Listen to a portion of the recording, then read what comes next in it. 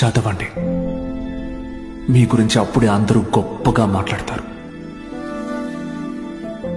మీకు చదువెందుకని హేళన చేసిన వాళ్ళు,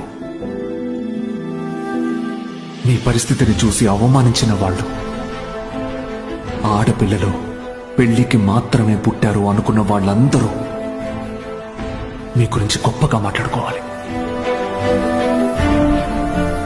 మిమ్మల్ని చూడాలంటే తల ఎత్తి చూడాలి.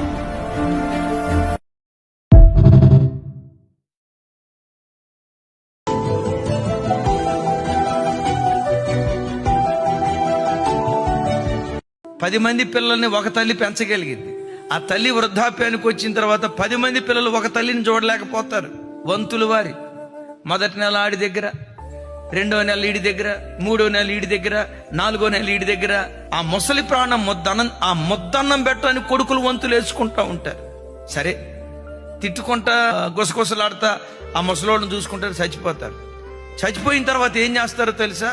అమ్మా నాన్నలు బ్రతికున్న దినాల్లో వాళ్ళకు ఒక మంచి బట్ట, వాళ్ళు కడుపు నిండా ఒక ముద్ద అన్నం పెట్టలా. వాళ్ళు చనిపోయిన తర్వాత ఊరోళ్ళందరికీ గ్రాండ్గా భోజనం పెడతాడు. తల్లిదండ్రులు బ్రతికున్న దినాల్లో తల్లిదండ్రుల విలువ తెలియదు. వాళ్ళు చనిపోయిన తర్వాత శోకాలు తీసి ఏడుస్తూ ఉంటారు. నేనంట, ఆ ముసలి తల్లి బ్రతికున్న దినాల్లోనే, ఆ ముసలి తండ్రి బ్రతికున్న దినాల్లోనే వాళ్ళు నిన్ను పెంచి పెద్ద చేసిన విలువ ఎరిగి వాళ్ళ బ్రతికున్న దినాల్లోనే వాళ్ళ రుణం నువ్వు తీర్చుకునేవాడిగా ఉండాలి.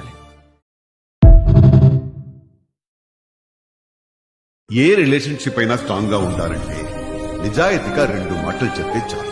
వాళ్ల వల్ల మనం హ్యాపీగా ఉన్నప్పుడు ఐ లవ్ యూ, మన వల్ల వాళ్ళు బాధపడ్డప్పుడు ఐఎమ్ సారీ. వాళ్ళకి జ్వరం వస్తే టాబ్లెట్ వేస్తే సరిపోతుంది కదా అనేది మన లాజిక్. ప్రేమతో పక్కనే కూర్చోవచ్చు కదా అనేది వాళ్ళ ఎమోషన్. మగాళ్ళు ఎప్పుడైతే లాజిక్ దాటి ఎమోషనల్ గా ఆలోచిస్తారో అప్పుడు గొడవలు ఉండవయ్యా.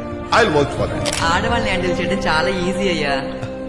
ఆఫీస్కి వెళ్ళేటప్పుడు ప్రేమగా వదిలిపోయిన ఒక ముందు, మధ్యాహ్నం లంచ్ టైంలో ఫోన్ చేసావా లేదని ఒక ఫోన్ కాల్, మేం కట్టే చీరకు ఒక స్మైల్, మేము పెట్టే ఫుడ్కి ఒక కాంప్లిమెంట్. ఆఫీస్ నుంచి తిరిగి వచ్చాక అన్ని పక్కన పెట్టి 1 గంట మాతో గడిపితే చాలయ్యా. మీ అంత గొప్పవాళ్ళు లేరనుకుంటారు మా ఆడవాళ్ళు.